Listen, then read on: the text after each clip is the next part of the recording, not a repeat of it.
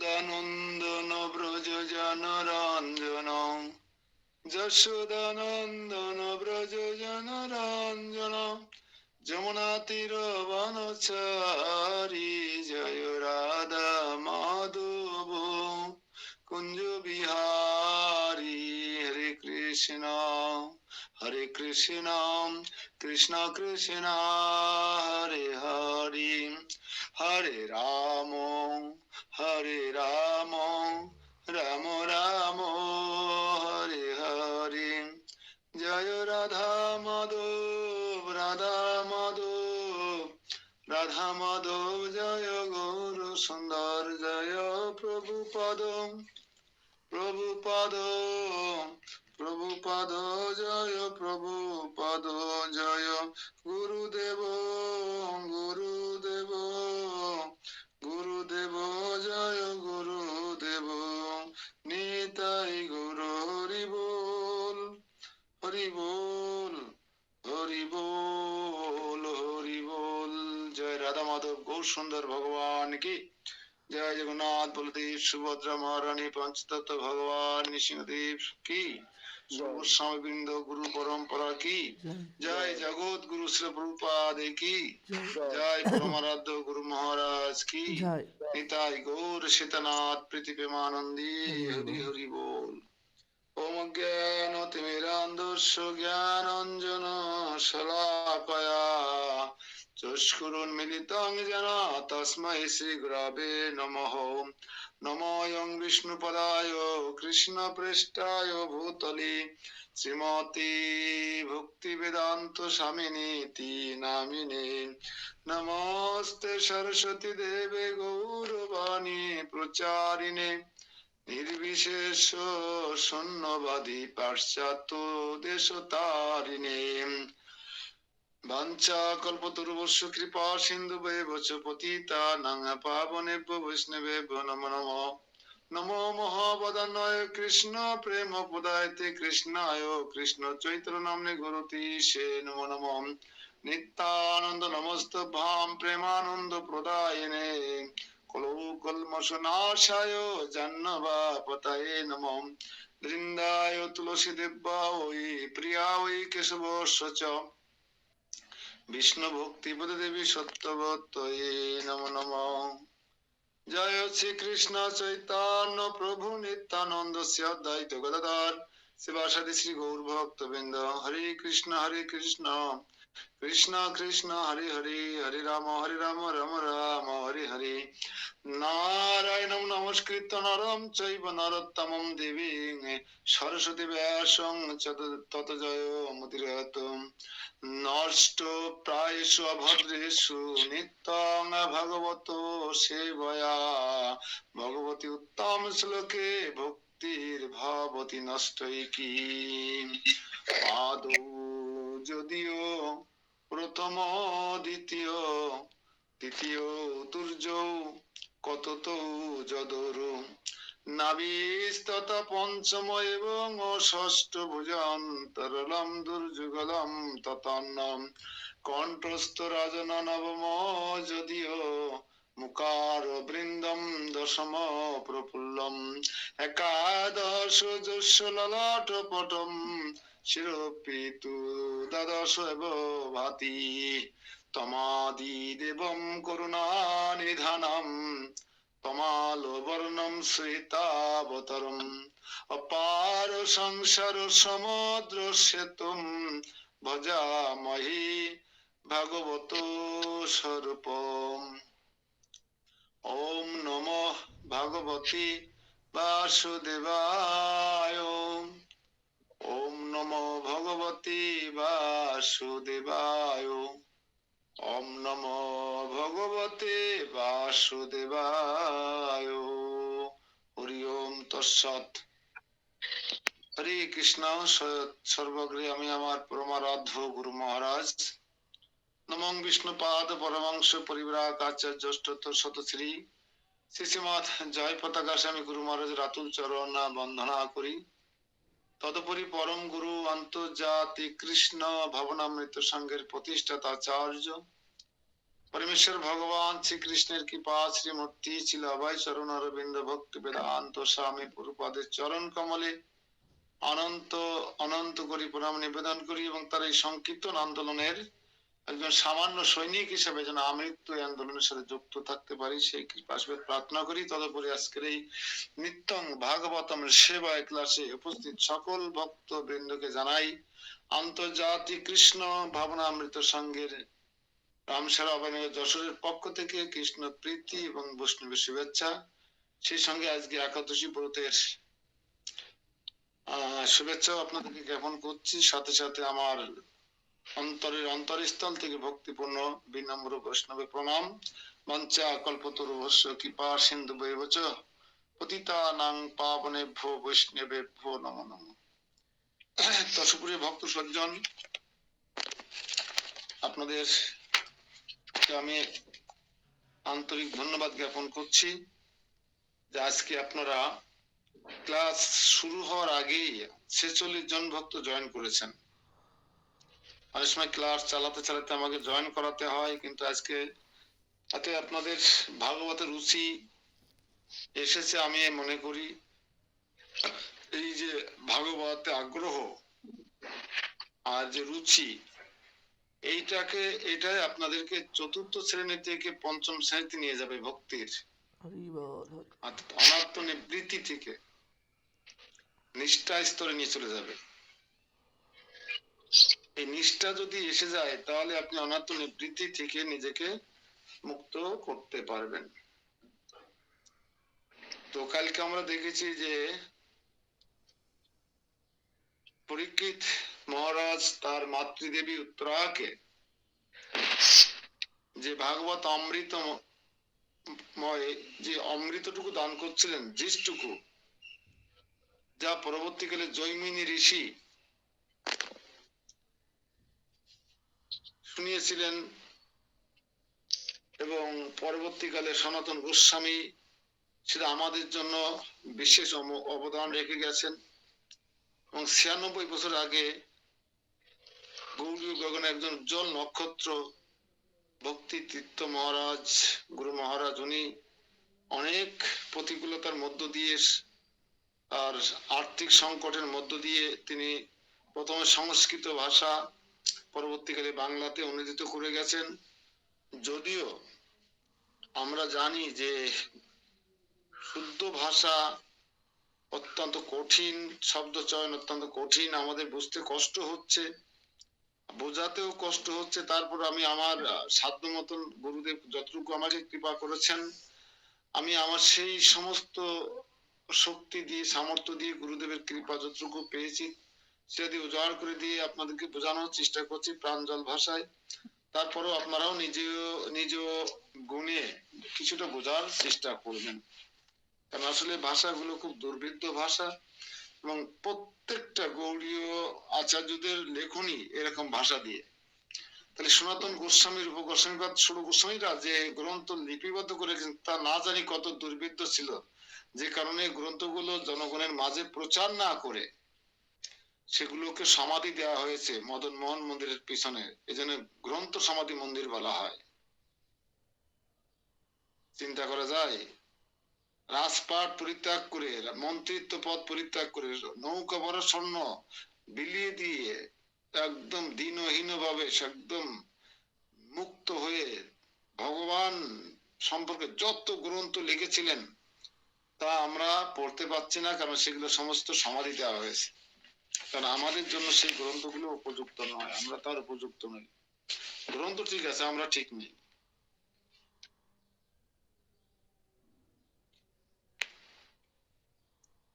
আমরা গতকালকে আজকে 56, 57, 58 নম্বর শ্লোক পাঠ করব।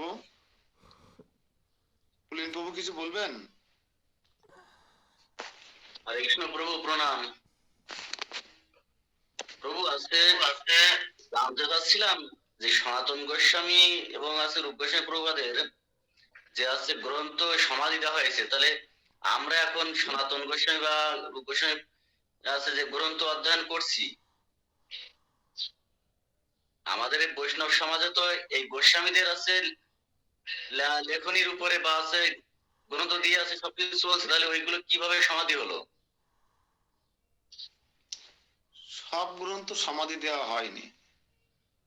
যেমন রূপ গোস্বামী পদের ভক্তির শিক্ষা দিয়ে গেছেন, সনাতন গোস্বামী পাদ হচ্ছে বৈষ্ণবদের আচরণগত সংবিধান শিক্ষা দিয়ে গেছেন।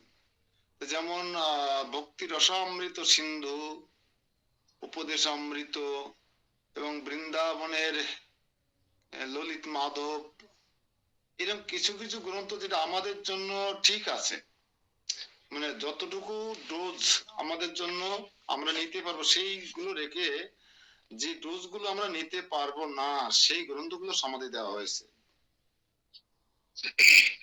যেমন কলিযুগে আমাদেরকে বেদ পড়তে নিষেধ করা হচ্ছে, কারণ বেদ হৃদয়ঙ্গম করতে না পারলে বিভ্রান্ত হয়ে যাবে, আওলা ঝাওলা হয়ে যাবে আপনার মন ব্রেন, আপনি পাগল হয়ে যেতে পারেন বেদ পড়ে। অথচ বেদ হচ্ছে সবকিছুর মূল। বেদ নির্যাস করে মন্থন করে করে আমাদের ভাগবত গীতা বিভিন্ন গ্রন্থ আমরা পাচ্ছি। এই জন্য ওই সময়ে আজ থেকে 500 বছর আগে যে গ্রন্থগুলো আমাদের সমাজে বা আমাদের জন্য প্রযুক্ত না সেই গ্রন্থগুলো সমাধি দেওয়া হয়েছে। আর বাকি আমাদের জন্য যেটা প্রয়োজন, আমাদের সিলেবাস বা আমাদের চলার পথে যেটা প্রয়োজন সেটা অবশ্যই রাখা হয়েছে। যেমন হরিভক্তি বিলাস সনাতন গোস্বামীর, ওরা যদি না থাকতো তাহলে আজকে দীক্ষা, তারপরও দেখেন দীক্ষা কত ভাবে হচ্ছে, কিন্তু ওই গ্রন্থটা যদি সমস্ত ভক্তরা ফলো করতো, সমস্ত গুরুদেবরা ফলো করতো, হরিভক্তি বিলাস যদি ফলো করতো, তাহলে সদাচার ভক্তি জীবন অনেক সুন্দর হতো। আপনি আমি যদি কখনো হরিভক্তি বিলাসের আলোকে জীবন পরিচালনা করতে পারি, বৈষ্ণব সংবিধান, তাহলে আমরা অবশ্যই শুদ্ধ ভক্ত হতে পারবো। এই জন্য গ্রন্থটা রাখা হয়েছে। ঠিক আছে, হরে কৃষ্ণ। যেহেতু কারো কাছে গ্রন্থ নেই, শুধু মনোযোগ সহকারে শ্রবণ করতে হবে, ধ্যান দিয়ে শ্রবণ করতে হবে এবং রিপিট করতে হবে। কোথাও যদি আপনারা বেঁধে যান আমাকে রিপিট করবেন, বোঝা গেল? ববিতা মাতাজি ঢুকতে পেরেছেন? ববিতা মাতাজি ঢুকতে পারেনি, দেখবেন তো একটু প্রভু, দীপঙ্কর প্রভু, ববিতা মাতাজিকে একটু নিয়ে আসেন। তৎসাগ্রে বিবিধ নাম গাদা সংকীর্তনই স্বয়ং নিত্যম দিব্যানি গীতানি গায়ন বাদ্যানি বাদয়ন ভাতৃভার্য সুতেই পুত্রৈর ভাতৃমাত পুরোহিতৈ অন্যৈ চ স্বজনৈ সাকম প্রভুম তম তোষয়ত সদা তে তে তস্য গুণ ভ্রাতাহ কৃষ্ণ ভক্ত অনুবর্তিনঃ সংকাতুন কোটি কন্তন্তে জায়ন্তে কোটি বা ময়া। অনুবাদ: দ্বারা ভগবান শ্রী অচ্যুতের অর্চনা করিয়া থাকেন, যারা যারা ভগবান শ্রী অচ্যুতের অর্চনা করিয়া থাকেন আর রাজার তাদৃশ্য ব্যবহার করাও অখিল লোক আনন্দ লাভ করিতেছেন। এটা দক্ষিণ ভারতের রাজার প্রশংসা করা হচ্ছে, সেই রাজ্যে যারা ভগবান শ্রী অচ্যুতের অর্চনা করিয়া থাকেন আর রাজার তাদৃশ্য ব্যবহার দ্বারাও, এবং রাজার এই সুন্দর ব্যবহার, প্রজাবৎসল ব্যবহার, ধর্ম রাজার মতো ব্যবহার, অখিল লোক আনন্দ লাভ করতেছেন। আসলে দক্ষিণ ভারতের সেই রাজার আমলে যেহেতু সবাই একাদশী করতো, বিভিন্ন জপ তপ করতো, ধর্ম করতো, ন্যায় পথে চলতো, সত্য কথা বলতো, বিভিন্ন দেশ থেকে পুণ্যার্থীরা তীর্থযাত্রীরা গেলে তাদেরকে বিনা পয়সায় খাওয়া থাকার ব্যবস্থা করত। সেই রাজা প্রজাদের সমস্ত মৌলিক চাহিদা পূরণ করত, প্রজাদের নিজের সন্তানের ন্যায় লালন পালন করত। সেজন্য সমস্ত প্রজারা সে রাজার ব্যবহারে আনন্দ লাভ করতেন, খুব খুব আনন্দে থাকতেন তারা। তো সেই রাজা স্বয়ং এবং স্বীয় ভ্রাতা ভার্যা পুত্র পৌত্র ভৃত্য অমাত্য পুরোহিত অন্যান্য পরিজন বর্গের সহিত প্রভুর সম্মুখে বিবিধ গুণগাথা ও নাম সংকীর্তন, নিত্য দিব্য গীত সমূহ গান ও বাদ্য আদি বাদন করা নিজ প্রভুর সন্তোষ বিধান করিয়া থাকেন। সেই রাজা দেখেন শুধু নিজে ধর্ম করতেন না, তার মন্ত্রী পরিষদ, স্বীয় ভ্রাতা ভাই বোনদের, স্ত্রী পুত্র নাতিপুতি ভৃত্য অমাত্যবর্গ পুরোহিত ও অন্যান্য সমস্ত পরিজন বর্গের সহিত প্রভুর সম্মুখে অর্থাৎ ভগবানের সম্মুখে বিবিধ গুণগাথা সংকীর্তন, কীর্তন মেলা, নৃত্য, দিব্য গীত সমূহ গান ও বাদ্যাদি বাদন দ্বারা নিজ প্রভুর সন্তোষ বিধান করিয়া থাকেন। আচ্ছা, এমন একজন রাজার রাজ্যে কার না যেতে ইচ্ছে করে? হ্যাঁ, আমার তো বিষয় থাকলে এখনই চলে যেতাম মনে হচ্ছে। এমন একজন রাজার রাজ্যে কার না যেতে ইচ্ছে করে?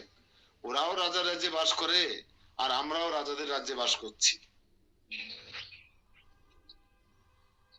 তো বাস্তবিক পক্ষে রাজার সেই গুণগ্রাম শ্রীকৃষ্ণ ভক্তির অনুবর্তী, তার সেই অসংখ্য গুণাবলীর কয়টি বা আমি জানি, কয়টি বা সংখ্যা নির্দেশ করিয়া বলিতে পারিব।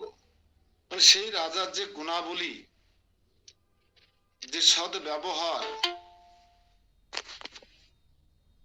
সঞ্চিতা মাথা দিয়ে এসছে নাকি দাদা বাবু? সঞ্চিতা, তার সেই গুণাবলী আমি কয়টা বা বর্ণনা করতে পারি?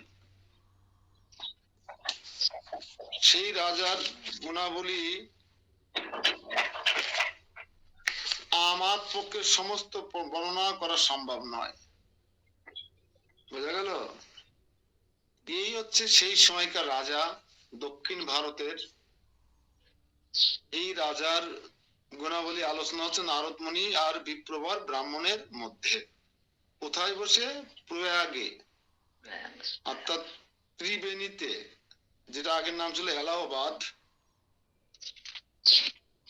সেখানে মাঘ মাসে শীতে শ্রেষ্ঠ মনীষীরা স্নান আদি করে তর্পণ ক্রিয়া করে একে অপরের সাথে কৃষ্ণের গুণকীর্তন আলোচনা করছিলেন, এবং তখনই বিপ্রবর ব্রাহ্মণ সেখানে অনেক প্রকার উৎকৃষ্ট উৎকৃষ্ট খাদ্যদ্রব্য নিয়ে এসে এবং গোপালের জন্য স্বর্ণ সিংহাসন স্থাপন করে ভগবানের সেই গিরিরাজ রূপকে স্থাপন করে সেই ভোগ নিষ্ঠার সহিত নিবেদন করেছিলেন ভাবাগ্রাহী জনার্দনের সম্মুখে, এবং সেই ভোগের প্রসাদ দ্বারা সমস্ত মনীষীদেরকে আগে আগে ব্রাহ্মণ বৈষ্ণবদেরকে ভগবানের মতো পূজা করেছিলেন, সেবা করেছিলেন।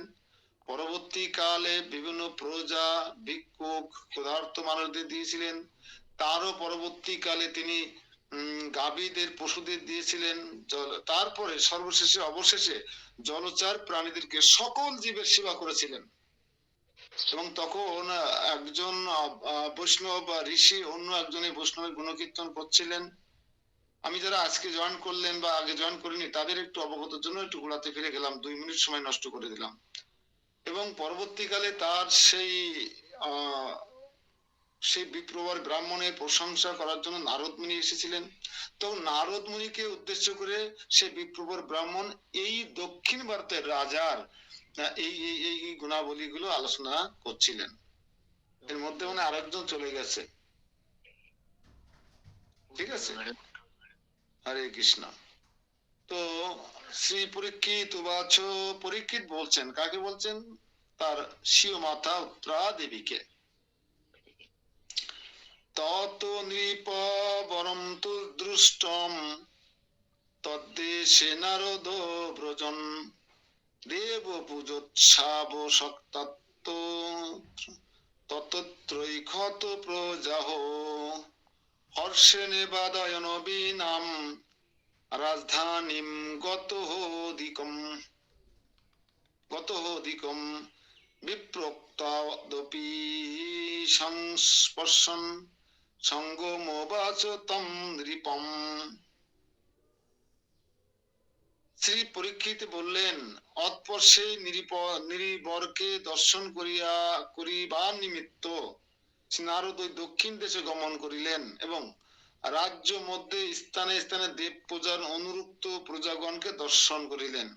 তো সেই বিপ্রবর ব্রাহ্মণের শ্রীমুখে দক্ষিণ ভারতের সেই যে রাজার কথা, তখন যে রাজার গুণাবলী সামান্য আলোচনা করা হলো, সেই রাজাকে দর্শন করবার জন্য নারদ মুনি যাত্রা করলেন এবং সেই রাজ্যে গিয়ে দেখলেন যে জায়গায় জায়গায় স্থানে স্থানে দেব পূজার হচ্ছে। অনুরক্ত প্রজাগণকে পূজারত অবস্থায় সেই অনুরক্ত ভক্তদেরকে তিনি দর্শন করলেন। কে? নারদ মুনি। তো নারদ মুনি এখন এইভাবে পর্যটন করে করে এই জড় জগতেও যে নারদ মুনির চেয়ে শ্রেষ্ঠ ভক্ত থাকতে পারে, সেটাই তিনি এখন দর্শন করবেন। কারণ নারদ মুনির একটাই অহংকার ছিল যে তার চেয়ে বড় ভক্ত এই জগতে আর কেউ নেই। সেই অহংকার দুইবার চূর্ণ হয়েছিল ইতিমধ্যে। নারদ মুনি গিয়ে এখন দেখতে পেলেন যে দক্ষিণ ভারতে যা যা বলেছিলেন সেই বিপ্রবর ব্রাহ্মণ ঠিক তাই তাই, যে সেই রাজ্যে অনেক ভক্ত হ্যাঁ দেব পূজা বা ভগবানের পূজায় অনুরক্ত অবস্থায় আছেন। এই অবস্থায় তিনি দর্শন করলেন। অনন্তর শ্রী নারদ হর্ষ ভরে বীণা বাদন করিতে করিতে রাজধানীতে প্রবেশ করলেন এবং প্রয়াগে বিপ্রবরের মুখে যাহা শুনিয়াছিলেন তাহা অপেক্ষা অধিক ঐশ্বর্য দর্শন করিতে করিতে রাজার নিকট উপস্থিত হইয়া বলিতে লাগিলেন। তা বিপ্রবর ব্রাহ্মণ যা যা বলেছিলেন সেই দক্ষিণ ভারতের রাজার গুণাবলী সম্পর্কে, তার চেয়ে অধিক ঐশ্বর্যশালী ছিলেন সেই রাজন। শুধু ঐশ্বর্যশালী ছিলেন না, পরম ধার্মিক ছিলেন, সদাচারী এবং নানা গুণাবলীতে তিনি অবস্থান করছিলেন। সেইটাকে দর্শন করে রাজধানীতে গিয়ে নারদ মুনি যা শুনেছিলেন তার থেকে অধিক কিছু দর্শন করলেন। তখন রাজাকে তিনি বলতে লাগলেন, কি বলতে লাগলেন আমরা শ্রবণ করব। আমরা একটু টিক্কার তাৎপর্য দেখে আসি। মহারাজের সেই পরমা নির্বাচনীয় বা সুপ্রসিদ্ধ গুণসমূহ শ্রীকৃষ্ণ ভক্তির অনুকূল ছিল। গুণাবলী শুধু থাকলে হবে না, আমাদেরও তো গুণাবলী আছে।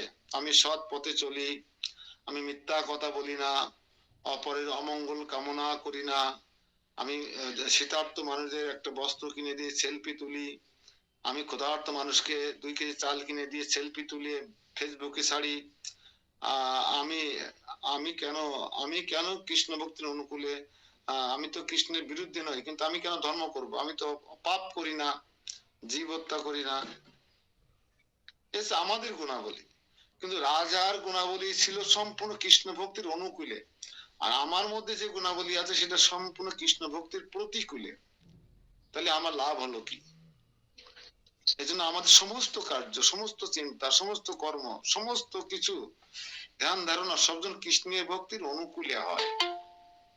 হ্যাঁ, যদি সেটা কৃষ্ণ ভক্তির অনুকূলে হয় তাহলে নারদ মুনি আপনার বাড়িতেও যেতে পারেন। নারদ মুনি আপনার বাড়িতেও যেতে পারেন। তো অতএব তাহার উক্ত গুণগ্রাম ভগবত কৃপার লক্ষণ, সেগুলো শুনলেও আমাদের ভগবত ভক্তি লাভ হয়। রাজার গুণাবলী শুনলে আমাদের এখন ঘৃণা করে, দুদুকে 150-200 মামলা হয়। আর সেই সমস্ত রাজাদের গুণাবলী শুনলে কৃষ্ণ ভক্তি লাভ হয়। হরি বল। তাহলে নারদ মুনি ঠিক জায়গায় গিয়েছেন। অর্থাৎ দীনতা, নিঃস্বার্থপরতা প্রভৃতি গুণ স্ফুরিত হইত না। অতএব তিনি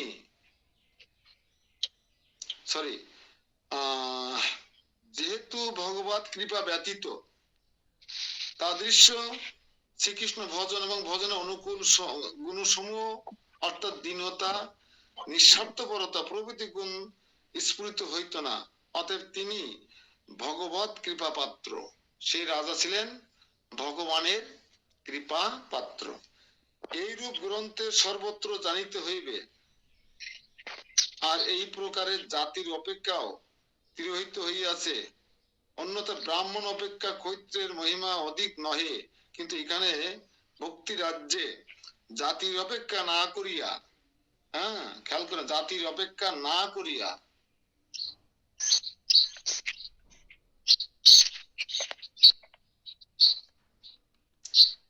জাতিভেদের অপেক্ষা করছে না, ব্রাহ্মণের গুণের থেকে এখানে ক্ষত্রিয়ের গুণাবলী বেশি বর্ণনা করা হচ্ছে।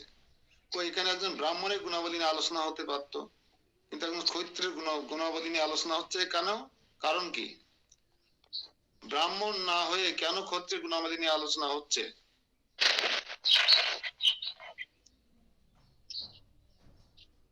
কে বলবেন? ব্রাহ্মণের গুণাবলী বা ব্রাহ্মণের জীবন চরিত্র আলোচনা না করে একজন ক্ষত্রিয়ের গুণাবলী আলোচনা হচ্ছে কেন ভাগবতমে?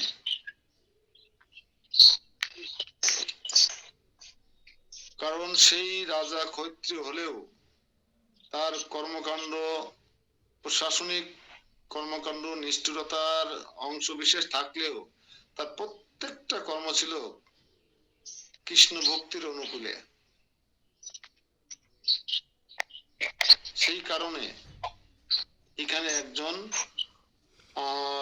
ব্রাহ্মণ অপেক্ষা ক্ষত্রিয়ের মহিমা অধিক নহে আমরা জানি, তারপরেও এখানে জাতির অপেক্ষা না করিয়া একজন ক্ষত্রিয় রাজার গুণাবলী বর্ণনা করা হচ্ছে। শ্রী নারদ বাচ, নারদ মুনি বললেন, তম শ্রীকৃষ্ণ কৃপা পাত্র যস্যে দৃক রাজ্য বৈভবম সল্লোক গুণ ধর্মার্থ জ্ঞান ভক্তির অবিরম্বিতম। অনুবাদ, নারদ মুনি বললেন, হে রাজন, আপনি কৃষ্ণের কৃপা পাত্র, কারণ যাহার এতাদৃশ মানে এইরকম রাজ্য বৈভব, এতাদৃশ্য মানে এইরকম, বুঝা গেল? এতাদৃশ্য রাজ্য বৈভব, স্বধর্ম নিরত প্রজাবর্গ, লোকবাৎসল্য আদি গুণগান বা গুণগ্রাম এবং ধর্ম, অর্থ, জ্ঞান, ভক্তির দ্বারা সুভূষিত বৈভব সমূহ বর্তমান। হে রাজন, আপনি পরমেশ্বর ভগবান শ্রীকৃষ্ণের কৃপা পাত্র, কারণ এই রাজ্য বৈভব, স্বধর্ম নিরত প্রজাবর্গ, সমস্ত প্রজা তার নিজ নিজ ধর্ম পালন করছে। এটাই সবচেয়ে আমার কাছে ভালো লাগছে। একটা রাজ্যে রাজা ভালো হলে তার গুণাবলী কত প্রান্তিক পর্যায়ে গিয়ে, রুট লেভেলে গিয়ে তার প্রতিফলন ঘটে।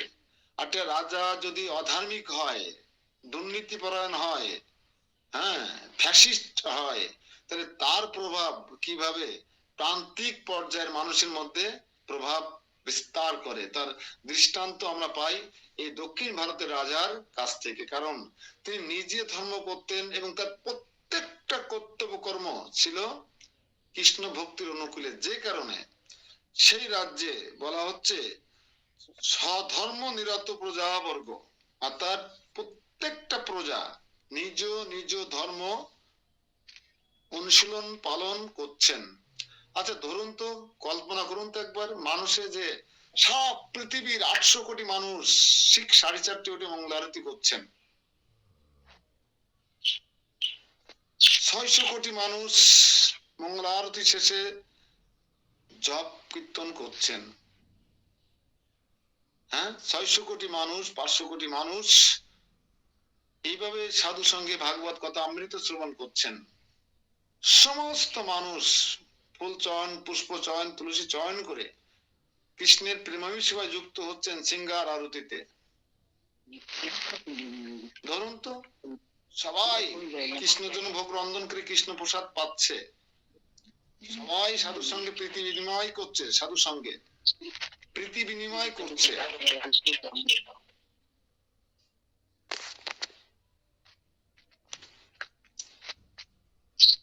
সবাই এই ভাগবত অমৃত আস্বাদন করছেন। বলুন তো, সারা পৃথিবীতে অশান্তি থাকবে? পুলিশ লাগবে? আদালত লাগবে? কোনো কিছু দরকার হবে? আর্মি বিডিআর কোনো কিছু লাগবে? অযথা অর্থ ব্যয় করতে হবে না। এখনো কিছু কিছু সভ্য দেশ আছে, যদিও তারা আমাদের মতো ধর্ম আবেগ প্রবণ নয়, তবু তারা এতই সভ্য যে তাদের বর্ডারে এখনো কোনো সিকিউরিটি গার্ড লাগে না, তাদের বর্ডার পাহারা দিতে হয় না।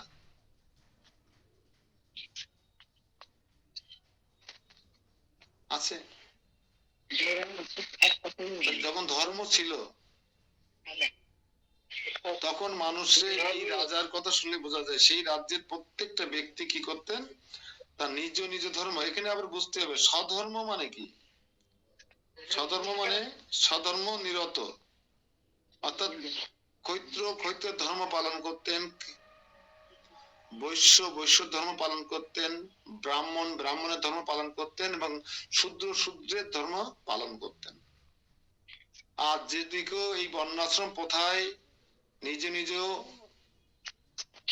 গুণ ও কর্ম অনুসারে তার কর্তব্য কর্ম পালন করতেন, তো সেই ধর্মে কখনো বিভাজন, জাতিভেদ, উচ্ছৃঙ্খলতা, ঘুষ, দুর্নীতি কোনো কিছু থাকতে পারে না।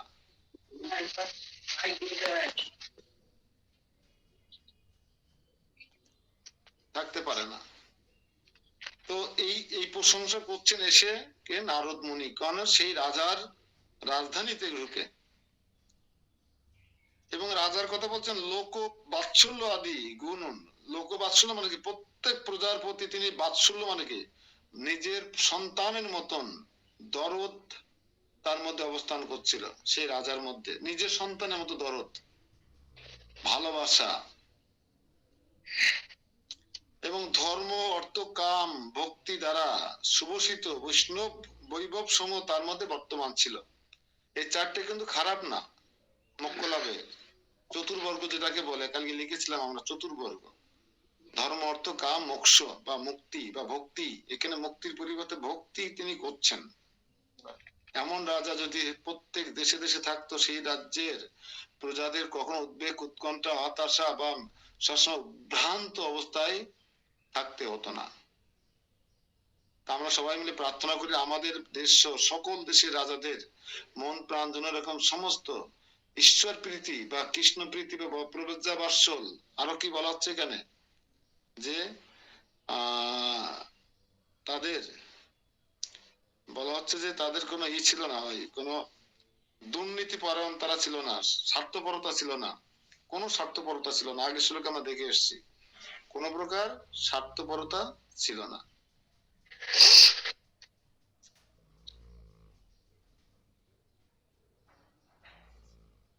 তো আমরা কেবল ভগবত কৃপা ভরতার প্রতি দৃষ্টি করিয়াই উৎকর্ষ কথিত হইয়াছে। বিশেষত ভগবত কৃপায় ব্রাহ্মণাদি সর্ববর্ণের কৃতার্থতা ব্যঞ্জক লক্ষণ, এই বিষয়ে তারতম্য স্বয়ং ভগবানই অগ্রে ব্যক্ত করেছেন। দেবর্ষি নারদ বলিলেন, রাজন, আত্মার সর্বধর্ম নিরত উৎকৃষ্ট লোকাদি, লোক মানে প্রজা, তাদিগকে স্বধর্ম পরতাত্ত্বী পূর্বে উল্লেখিত হইয়াছে গুণ সর্বত্র, ভগবত ভক্তি প্রবর্তন আদি, এবং লোক বাৎসল্য, গর্ব হারি ইত্যাদি গুণগ্রাম, ধর্ম ভিক্ষুক প্রভৃতিকে অন্নাদি দান দ্বারা অর্জিত ধর্ম, অর্থ মানে ভগবত পূজা দ্রব্য আদি সাধন দ্বারা অর্থের সদ্ব্যবহার, ধর্ম অর্থ কাম মোক্ষ বলছে না এখানে। তা ধর্ম মানে কি বলছে, ধর্ম অর্থ কাম মোক্ষ, এটা আমরা একটু আজকে ব্যাখ্যা শুনি।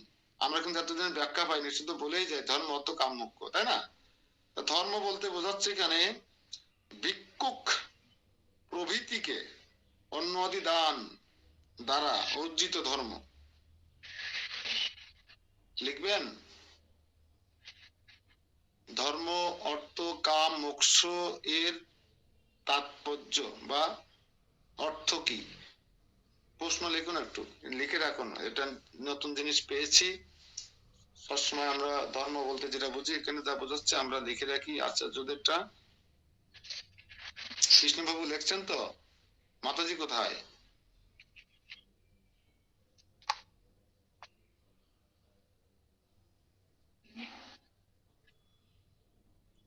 মাতাজি কি শীতকালে ফাঁকি দিচ্ছে নাকি?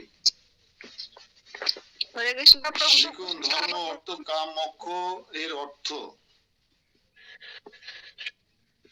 ধর্ম লিখে একটা দাগ দেন, দিয়ে লেখেন ভিক্ষুক, অনাহারী,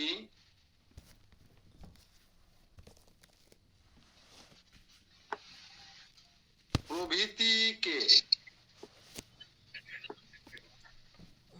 অন্ন আদি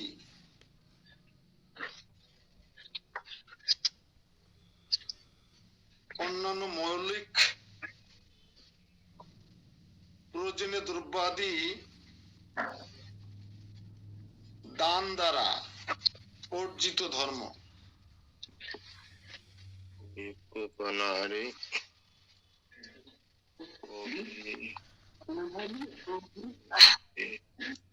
অর্থ নিচে লিখবেন, ধর্মের নিচে অর্থ লিখে একটা দাগ দেন। ভগবত পূজা দ্রব্যাদি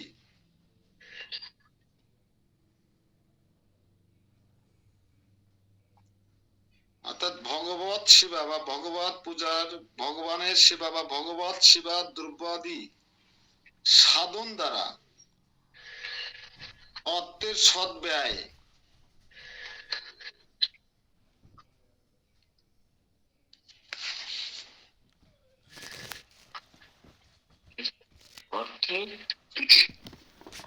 এবং সেবা কামনায় রাজ্য বৈভব আদির সংরক্ষণ ইত্যাদি বুঝিতে হইবে। অর্থ বলতে অর্থ শুধু ব্যাংকে রাখলে আর ইন্ডিয়া পাঠালে হবে না। ভগবানের প্রেমময়ী সেবায় সাধন দ্বারা অর্থের সৎ ব্যয় এবং সেবা কামনায় রাজ্য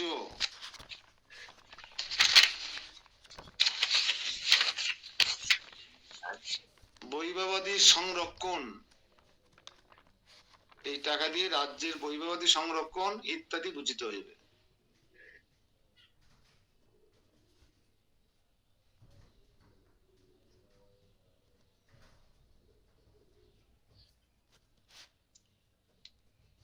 আর আছে জ্ঞান, এটা হাইপেন দেন, সৎ শাস্ত্র অভ্যাসজনিত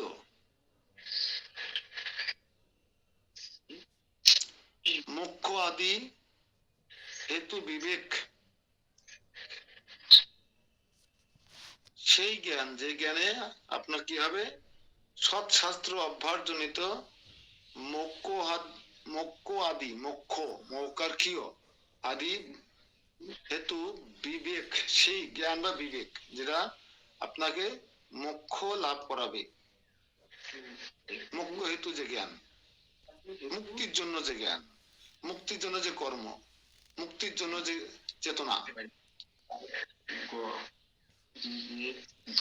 ধর্ম অর্থ কাম গেল বা জ্ঞান, মোক্ষ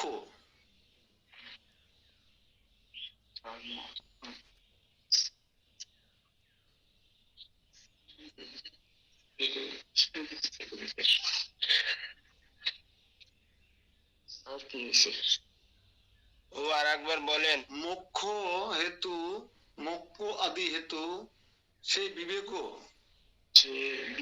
ভগবত সেবা পরতায় পর্যবসিত হওয়া। যে মোক্ষ আপনি লাভ করলেন, যে বিবেক আপনি লাভ করলেন বা যে জ্ঞান ভগবত শাস্ত্র অধ্যয়ন পূর্বক যে জ্ঞান আপনি লাভ করলেন, সেটা ভগবত সেবা লাগাতে হবে। শুধু জ্ঞানের ভান্ডার হলো কিন্তু ভগবত সেবা হলো না, এই জ্ঞান কাণ্ড হয়ে গেল আর কর্মকাণ্ড হয়ে গেল, বিশ্বের ভাণ্ড হয়ে যাবে তখন। হ্যাঁ, তাহলে কি হলো, মোক্ষ এটা দাগ দিয়ে, মোক্ষ আদি হেতু সেই বিবেক ভগবত সেবায় পরতায় পর্যবসিত করা।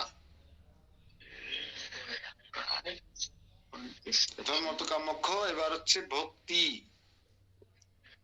ভক্তিরা হচ্ছে পঞ্চম পুরুষার্থ বা কৃষ্ণ প্রেম বা কৃষ্ণ প্রেম বা ভক্তি। ভক্তিতে একটা হাইপেন দেন, ভগবত সেবা এবং সেই ভগবত সেবাও প্রেমের সহিত ক্রিয়ামান। ওই যে প্রেমময়ী সেবা, যেটা কৃষ্ণ প্রেম লাভ করা, যেটা বা ভগবত ধাম ফিরে যাওয়া, তা কৃষ্ণ প্রেম লাভ করতে গেলে ভগবানের প্রেমময়ী সেবাই ক্রিয়ায় থাকতে হবে, সেবা ক্রিয়ায়। ভক্তি কি? ভগবত সেবা এবং সেই ভগবত সেবাও প্রেমের সহিত ক্রিয়ামান। এই শ্লোকের সার সংক্ষেপ 61 নম্বর শ্লোকের সার শিক্ষা কি?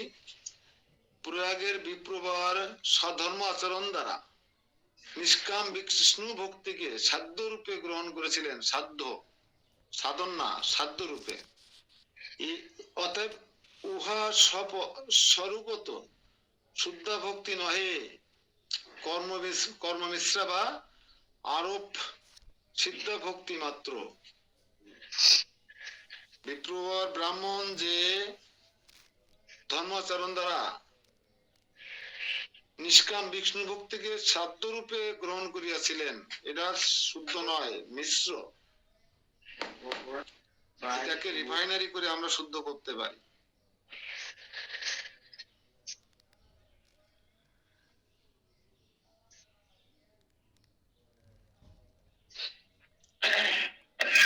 তো এখানে সন্দেহ হইতে পারে যে প্রত্যেক সাধককে কি এই প্রকার নিষ্কাম বর্ণাশ্রম ধর্মের অনুষ্ঠান করতে হইতে আরম্ভ করিয়া ক্রমে ক্রমে বিভিন্ন সোপান অতিক্রম পূর্বক সর্বস্তরে শ্রী রাধা রমণের প্রেম সেবা লাভ করিতে হইবে? সবাইকে কি এরকম ভাবে বিপ্রবর ব্রাহ্মণের মতন স্টেপ বাই স্টেপ সাধন করতে করতে কি সর্বস্তরে পৌঁছাতে হবে? এটা হচ্ছে প্রশ্ন, সন্দেহ। উত্তর বলছে না, উত্তর বলছে না। বিপ্রবর ব্রাহ্মণ যেভাবে এগিয়ে গিয়েছিলেন ওইভাবে এগোতে হবে না। এতাদৃশ্য বর্ণাশ্রম ধর্মের অনুষ্ঠান ভক্তির সোপান বা অঙ্গ নহে। এইরূপ বর্ণাশ্রম ধর্মের অনুষ্ঠান, খেয়াল করবেন কিন্তু, এতাদৃশ্য মানে এইরূপ বা এইরকম বর্ণাশ্রম ধর্মের অনুষ্ঠান ভক্তির অনুকূল বা ভক্তি অঙ্গ নহে,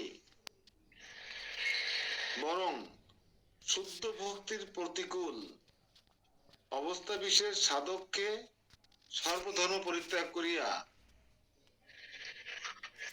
শুদ্ধ ভক্তির সর্বধর্ম পরিত্যাগ করিয়া শ্রী ভগবানের শরণ গ্রহণ করিতে হইবে। এর থেকে এটাতে বরং ক্ষতি হতে পারে, বৈষ্ণব অপরাধ হতে পারে, সেবা অপরাধ হতে পারে। বুঝা গেল? আপনি এই যে বৈষ্ণব সেবা দেন না বাড়িতে, হয়তো ভাবছেন আমি অনেক কিছু করলাম, এতে সেবা অপরাধ হওয়ার সম্ভাবনা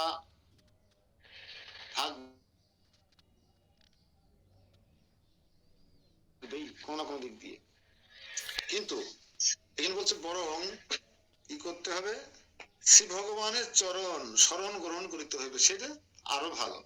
স্যালেন্ডার, শরণাগতি লাভ করতে হবে।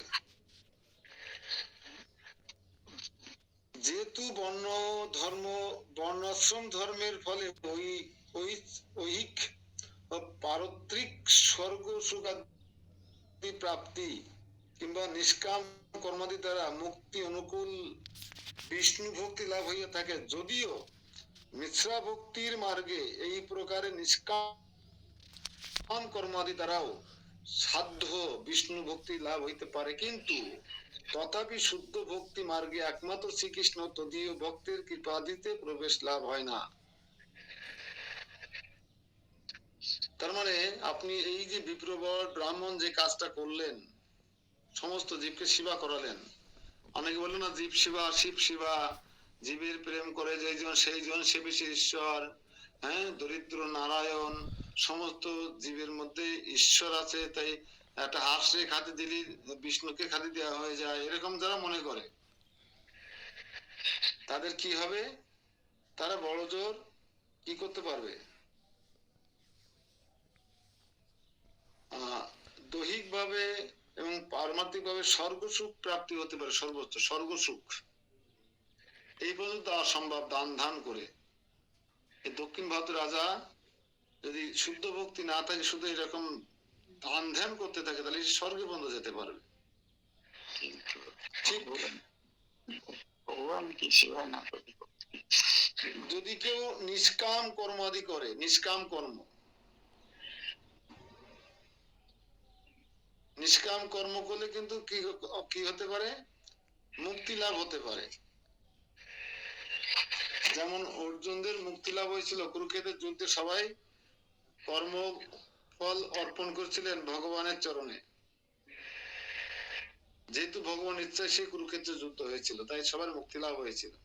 ঠিক আমরা যদি এরকম নিষ্ঠা সহকারে নিষ্কাম চিত্তে কর্ম করি, তাহলে মুক্তির অনুকূল বিষ্ণু ভক্তি লাভ হবে, মুক্তির অনুকূলে বিষ্ণু ভক্তি লাভ হবে। এই প্রকার নিষ্কাম কর্মাদি দ্বারা সাধ্য সাধন হচ্ছে না, কিন্তু সাধ্য সাধন তথ্য বিষ্ণু ভক্তি লাভ হইতে পারে, কিন্তু তথাপি শুদ্ধ ভক্তি মার্গে একমাত্র শ্রীকৃষ্ণ ও তদীয় ভক্তের কৃপা ভিন্ন প্রবেশ লাভ হয় না। আপনি যদি শুদ্ধ ভক্ত হতে চান, আমি আবার রিপিট করছি, আপনি যদি শুদ্ধ ভক্ত হতে চান, যদি কৃষ্ণের ধাম প্রাপ্ত হতে চান, যদি কৃষ্ণ প্রেম লাভ করতে চান, তাহলে আপনাকে কি করতে হবে, শ্রীকৃষ্ণ ও তার শুদ্ধ ভক্তের কৃপা লাভ করতে হবে। এই দুটো কৃষ্ণ বা কৃষ্ণ ভক্তের কৃপা ব্যতীত আপনি কখনো শুদ্ধ ভক্তি লাভ করতে পারবেন না।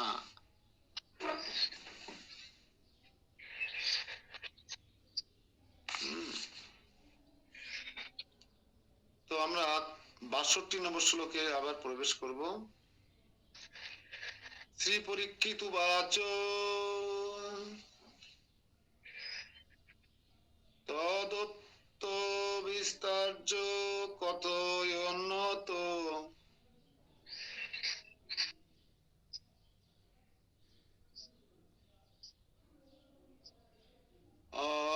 অশ্নিস্বর্ণ ভূপতিম মুহু প্রশংস গুণাগায়ন বিনয়া বিষ্ণু বত্তম সার্বভৌম মুনিবরম সংপূজ্য প্রসৃত বুবৃত নিজ গ্নাঘাভরা জাত লজ্জা নমিত মস্তক দেবর্ষল্পায়ুষম স্বল্পৈশ্বর্যম অল্পপদম নরম অস্বতন্ত্র ভয়াক্রান্তম তাপত্রয় অনিমন্ত্রিতম কৃষ্ণ অনুগ্রহ বাক্যস্য আপ্যযোগ্যম বিচারত তদীয় করুণা পাত্রম কথম মাম মনতে ভবান। 4টি শ্লোক, 62, 63, 64, 65 অনুবাদ। শ্রী পরীক্ষিত বলিলেন, বৈষ্ণবোত্তম শ্রী নারদ, নারদ হচ্ছে বৈষ্ণবদের মধ্যে উত্তম, বৈষ্ণবোত্তম শ্রী নারদ রাজার ওই সকল গুণরাজি বিস্তার পূর্বক বর্ণনা করিতে করিতে তাকে বারবার আলিঙ্গন করিলেন এবং বিনা যোগে তদীয় গুণগ্রাম গান করিতে করিতে তার প্রশংসা করিতে লাগিলেন। হ্যাঁ, নারদ মুনি সে রাজধানীতে প্রবেশ করে রাজার সঙ্গে সাক্ষাৎ করে রাজাকে দর্শন করে তার এই সমস্ত গুণরাজি গুণগ্রাম কীর্তন করছেন, আর বারবার তিনি রাজাকে আলিঙ্গন করছেন, বারবার রাজাকে আলিঙ্গন করছেন, আর পরবর্তীতে বিনাটি করে করে বিনা বাজিয়ে বাজিয়ে সেই রাজার প্রশংসা করছেন। আর আমরা প্রশংসা করতে ভুলে গেছি, ভক্তদের ভক্তদের প্রশংসা করতে ভুলে গেছি, শুধু ভক্তদের নিন্দা করতেই আমরা আনন্দ পাই, নিন্দার প্রতি আমাদের আকর্ষণ বেশি। নারদ মুনি মুনি শ্রেষ্ঠ, বৈষ্ণব শ্রেষ্ঠ, বৈষ্ণব উত্তম, তার কাছ থেকে আমাদের শিখতে হবে। কিভাবে মানুষের প্রশংসা করতে হয়, গুণাবলী মহিমা কীর্তন করতে হয়। আর সার্বভৌম রাজাও নিজের প্রশংসা অতিশয় শ্রবণে লজ্জায় মস্তক অবনত করিয়া মুনিবরের বিশেষ পূজা করত বিনয় সহকারে বলিতে লাগিলেন, রাজাকে যত প্রশংসা করছেন নারদ মুনি, আর নারদ মুনি লজ্জায় মস্তক নিচু করে অবনত করে মুনিবরের পূজা করলেন, অর্থাৎ নারদ মুনির